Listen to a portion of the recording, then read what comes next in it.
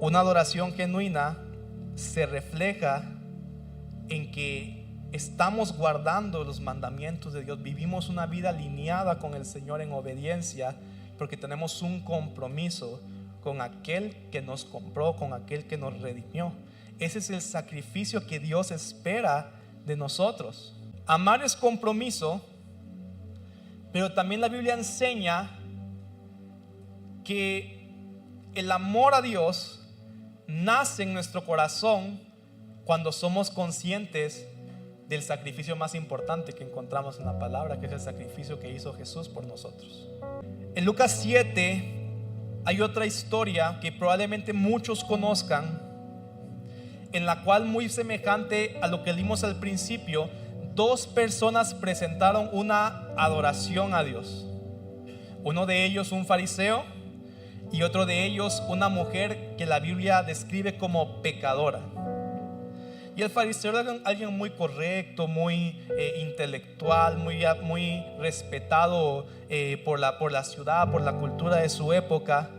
Y esta mujer llegó e hizo un desastre, ¿verdad? O sea, ahí se tiró al suelo, le echó las lágrimas a Jesús, le lampió con o sea, hizo algo que humanamente parecía grotesco, desordenado. Pero Jesús expresa que ante estas dos personas la adoración o el trato o aquella relación que el fariseo le ofrecía no le agradó, pero lo que esta mujer ofreció como adoración sí fue agradable para él. Y Jesús le explica algo bien importante a este hombre, a este fariseo, que no fue agradable su adoración para Jesús, y le dice, hablando de la mujer, Lucas 7:47, no sé si está aquí, Lucas 7:47 dice: por lo cual te digo que sus pecados, que son muchos, han sido perdonados, dice, porque amó mucho. Pero a quien poco se le perdona, poco ama. Dice, a quien poco se le perdona, poco ama. Ahora, y aquí es donde hay que entender algo. Dios no perdonó a unos mucho y a otros poco. Eso de cuánto perdonó está en nuestra conciencia, pero Dios no perdonó a unos mucho y a otros poco. De hecho, bíblicamente la Biblia dice que con que tú violaras uno solo de los mandamientos del Señor equivalía a violarlos todos. O sea que toda persona delante del Señor, tal vez tú solamente dijiste una mentira en tu vida, y no, o sea, la verdad que todos hemos hecho un montón de cosas, pero delante de Dios nuestro pecado es exactamente igual que el pecado de un violador, que el pecado de un asesino serial, que el pecado de un terrorista. O sea, es exactamente igual. Es exactamente igual de sucio, exactamente igual de detestable, desagradable para el Señor. No hay pecados chicos o pecados grandes. Para Dios todos los pecados son grandes. Entonces, a veces el problema que tenemos, que nos roba la adoración, es creer que Dios me perdonó muy poquito a mí.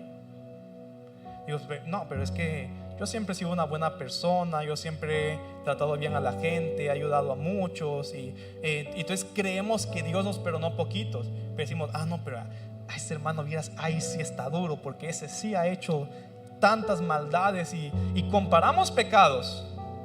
Y a veces esa comparación es para quietar tu alma, para decir, bueno, o sea, no somos perfectos, pero no soy tan malo. Malo el otro.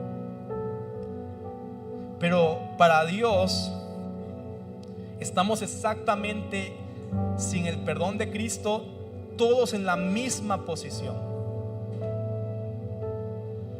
Y la Biblia dice que la paga del pecado es muerte.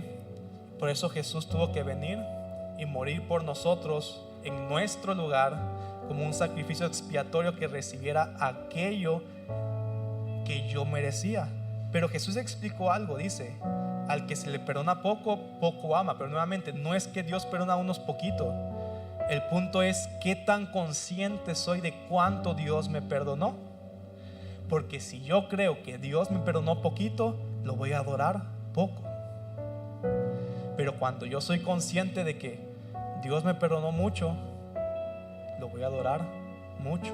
Cuando yo comprendo cuánto fue lo que Jesús me perdonó, nace naturalmente una adoración genuina y verdadera, porque todo aquel que se siente perdonado necesariamente se va a convertir en un adorador en espíritu y en verdad para el Señor, porque tiene un corazón agradecido, tiene un corazón que desea honrar el sacrificio de aquel que se entregó por todos nosotros. Y que mire que algo importante es entender que si no fuera por el sacrificio de Jesús, ninguno de nuestros sacrificios sería agradable para Dios. La Biblia dice que sin Cristo nuestras justicias humanas son como trapos sucios para el Señor.